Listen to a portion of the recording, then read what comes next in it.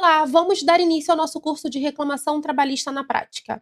Antes da gente falar sobre a programação, eu quero que você separe papel e caneta, tá? E já vá fazendo as anotações que você achar importante para já colocar na prática. É interessante falar que quando a gente adquire uma informação, a informação ela não deve ficar retida só aqui na nossa cabeça. A gente deve pegar essa informação e colocar em prática. Então, quando eu for falar sobre a prática da elaboração da reclamação trabalhista, você já pode fazer uma anotação e pensar em como você vai adotar isso no seu processo, tá? Então é importante pegar papel e caneta, fazer as suas anotações e já pensar em como você vai colocar essas informações na prática. Porque para ter bons resultados num processo e na elaboração de uma reclamação trabalhista, você precisa colocar lá na petição tudo que você está aprendendo aqui comigo hoje neste curso. Estamos combinados? Então, agora a gente vai falar sobre a programação do nosso curso, tá? Que é para vocês poderem entender um pouquinho como vai funcionar e o que vocês irão encontrar em cada um dos blocos. A gente vai falar, acabamos de falar sobre a apresentação da dinâmica da aula, tá? É papel e caneta na mão.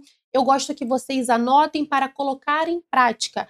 Inclusive, quando você for fazer uma reclamação trabalhista, se você quiser me marcar lá no Instagram, pode me marcar que vai ser um prazer ver como você tem colocado em prática o que você tem aprendido aqui no nosso curso. A gente vai falar ao longo do nosso curso sobre a entrevista com o cliente trabalhista. Eu costumo brincar dizendo que advogado é como se fosse um mágico. Como assim um mágico, Carol? A gente pega os fatos que alguém vem contar pra gente, aquele problema, e a gente precisa, como um mágico, transformar esse problema em direito. A pessoa chega para você falando, olha, porque eu trabalhei, à noite não recebi nada, doutora, fui mandada embora, saí com uma mão na frente e outra atrás. Você não vai colocar isso no seu processo, que o cliente foi mandado embora e saiu com uma mão na frente e outra atrás.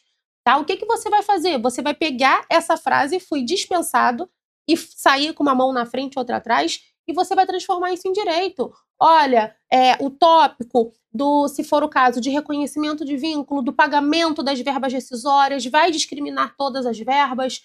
Se não foi pago dentro do prazo correto, vai pedir a multa do 477 e 467 da CLT. Então, olha como um fato que o cliente te trouxe faz com que a gente consiga transformar em vários tópicos do direito. E eu entendo que essa é uma grande dificuldade da maior parte dos advogados, é pegar aquela parte dos fatos e transformar em direito. Então, a gente vai falar sobre isso no nosso curso. Como além de advogada, como eu falei com vocês, eu também sou professora. Então, eu sou da pessoa, da profissional que levanta a bandeirinha, né? Da gente entender a teoria, que é muito importante. Então, eu não vou só falar com você sobre a parte prática. Antes da gente entrar na parte prática da reclamação trabalhista, a gente vai falar sobre a teoria. O que a CLT fala pra gente? O que as súmulas falam pra gente? A gente precisa entender a lei. Advogado bom é advogado que entende o que a lei está falando. A gente precisa saber o que a lei fala, até mesmo para que os direitos dos nossos clientes não sejam infringidos e também para que os nossos direitos sejam 100% garantidos. Então, a gente vai falar sobre a parte da teoria da reclamação trabalhista, o que a CLT fala, porque eu vou mostrar aqui para vocês que tudo que a gente vai conversar não foi simplesmente tirado da minha cabeça do mais completo nada. É porque a gente tem um embasamento jurídico. Além disso, a gente vai falar sobre a reclamação trabalhista na prática. A gente já vai colocar a mão na massa. Como que é fazer uma reclamação trabalhista? Como que uma reclamação trabalhista vai te trazer bons resultados? O que os juízes entendem sobre a reclamação trabalhista, tá? A gente vai falar também sobre as principais teses, como identificar essas teses, quando pedir danos morais, acidente no ambiente de trabalho, como a gente vai fazer para pedir reconhecimento de vínculo, todas essas principais teses, pejotização, por exemplo, que é uma tese que está em alta, a gente vai falar um pouco como vocês vão identificar essas teses, como vocês podem fazer para juntar as provas nos processos, como vocês vão orientar os clientes de vocês nessas principais teses, tá? Além disso, a gente vai falar sobre a organização das provas e documentos para protocolos e distribuição da reclamação trabalhista. A gente sabe, como advogado, que a gente tem um judiciário cheio de processos. Hoje em dia, a gente tem a banalização dos processos. Isso significa que se alguém andar na rua e pisar no pé de um terceiro, esse terceiro pode processar a pessoa, sabe? Então a gente sabe que o judiciário está cheio de processos, inúmeras demandas, não dá conta de todos os processos. Aí você, advogado, na hora de fazer uma reclamação trabalhista, de distribuir um processo, vai colocar as provas de qualquer maneira? Você realmente acha que o juiz vai parar e vai olhar, vai ficar buscando como se fosse um quebra-cabeça qual prova se encaixa em qual tese? Claro que não. Então é sua obrigação como advogado organizar as provas, tá? Então a gente vai falar sobre essa organização de provas, porque eu vejo muitos advogados às vezes com preguiça de organizar as provas, tá? Eu inclusive tive um cliente que uma vez eu pedi a ele, né? Ciclano, me mande todas as provas que você tem.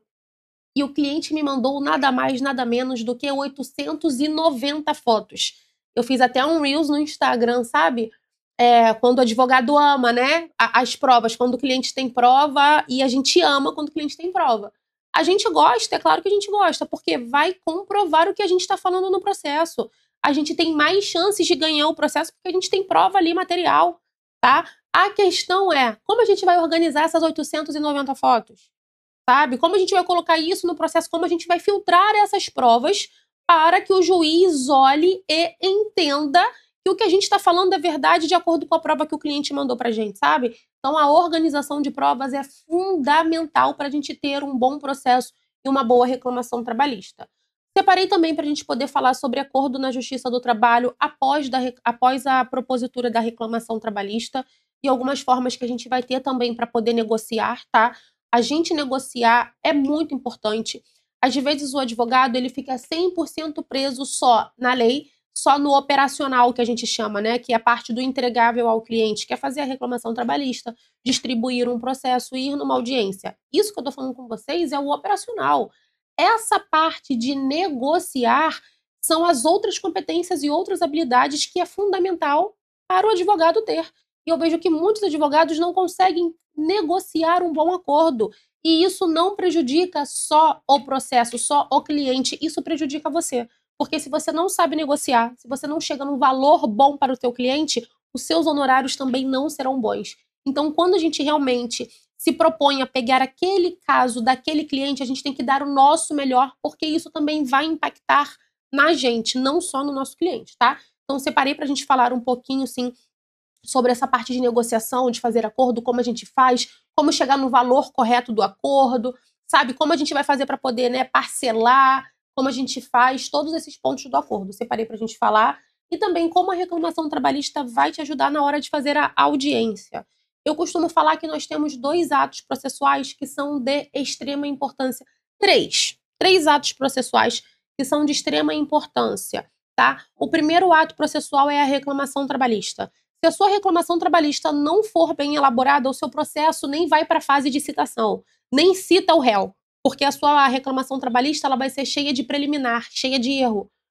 Uma reclamação trabalhista mal feita, o processo não vai para outra fase. Então, o primeiro ato processual importante é a reclamação trabalhista, obviamente, se você for advogado do reclamante. Se você for advogado da reclamada, é a contestação.